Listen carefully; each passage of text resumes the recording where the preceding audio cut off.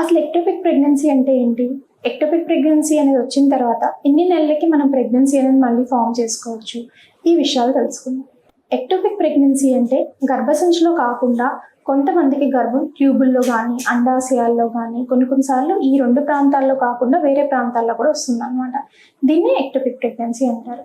Ectopic pregnancy ఎర్లీగా identify చేయడం అనేది చాలా చాలా ఇంపార్టెంట్. ఎందుకంటే ఎక్టోపిక్ ప్రెగ్నెన్సీ చాలాసార్లు పేషెంట్ ప్రాణానికి కూడా ప్రమాదం అనేది కాజ్ చేస్తుంది. ఎందుకంటే డిలేడ్గా మనం డయాగ్నోస్ చేసుకున్నట్లయితే రాంగ్ ప్లేస్లో అతుక్కున్న ఎంబ్రియో ఏదైతే ఉంటుందో కొన్నిసార్లు అది బర్స్ట్ అయిపోతుంది అనమాట. దాని మూలంగా పేషెంట్కి ఇంటర్నల్గా బ్లీడింగ్ అయ్యే అవకాశం అనేది ఉంటుంది, లైఫ్ థ్రెట్ కూడా అయ్యే అవకాశం అనేది ఉంటుంది అనమాట. So early diagnosis of ectopic pregnancy అనేది వెరీ వెరీ వెరీ ఇంపార్టెంట్. ఏ మాత్రం అనుమానం ఉన్నా సరే హాస్పిటల్లో చూపించుకోవాలి.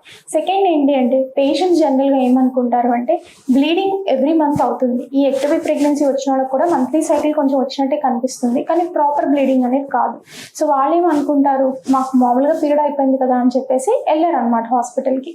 మీకు ఏమన్నా స్పాటింగ్లా అనిపించింది, పీరియడ్ డిలే అవడం అనిపించింది అంటే ప్రెగ్నెన్సీ టెస్ట్ కానీ చేసుకుని పాజిటివ్ వచ్చిందంటే బేబీ ఎక్కడ ఫార్మ్ అయిందో తెలుసుకోవడం అనేది వెరీ వెరీ ఇంపార్టెంట్. దీనివల్ల లేట్ డయాగ్నోసిస్ అనేది ఏదైతే ఉంటుందో అది మనం అవాయిడ్ చేయొచ్చు. జనరల్లీ ఎక్టోపిక్ ప్రెగ్నెన్సీ వచ్చిన తర్వాత మోస్ట్ కామన్గా మమ్మల్ని అడిగే క్వశ్చన్, మేడం మేము ఎంత తొందరగా నెక్స్ట్ ప్రెగ్నెన్సీ ప్లాన్ చేసుకోవచ్చు?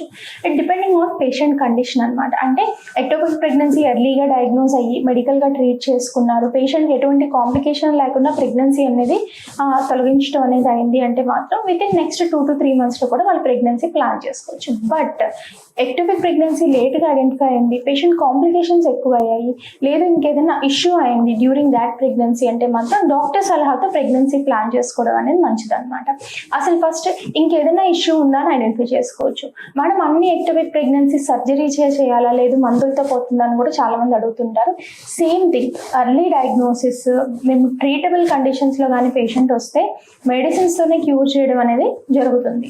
బట్ చాలా వరకు ఏంటి అంటే ఎక్టోపిక్ ప్రెగ్నెన్సీస్ మిస్ అయ్యి రప్చర్ అయిన తర్వాత వస్తారు కాబట్టి అండ్ చాలా లేట్గా డయాగ్నోసిస్ అవుతుంది కాబట్టి సర్జరీ అనేది చాలా రిక్వైర్మెంట్ ఉన్న కండిషన్స్లో చేయాల్సి వస్తుంది అనమాట. ఎక్టోపిక్ ప్రెగ్నెన్సీ వచ్చింది, లేదు ఒక ట్యూబ్ ఏమైనా తీసేసారు, కొంతమందికి అండాశయంలో వచ్చింది, అండాశయం తొలగించడం జరిగింది అంటే మాత్రం ప్రెగ్నెన్సీ అనేది తొందరగా ప్లాన్ చేసుకోవచ్చు. అంటే అరౌండ్ 4 to 6 months తర్వాత. ఇన్ కేస్ మీకు 4 to 6 months అయితే ప్లాన్ చేసుకుని ప్రెగ్నెన్సీ అనేది రావట్లేదు అంటే ఖచ్చితంగా ఫర్టిలిటీ ఎక్స్పర్ట్ని కలవడం మంచిది. మేడం ఒకటే ట్యూబ్ ఉన్నా సరే ప్రెగ్నెన్సీ వస్తుంది అంటే డెఫినెట్లీ ఒకటే ట్యూబ్ ఉన్నా సరే ప్రెగ్నెన్సీ వస్తుంది. హెల్దీ ట్యూబ్ అయి ఉండాలి.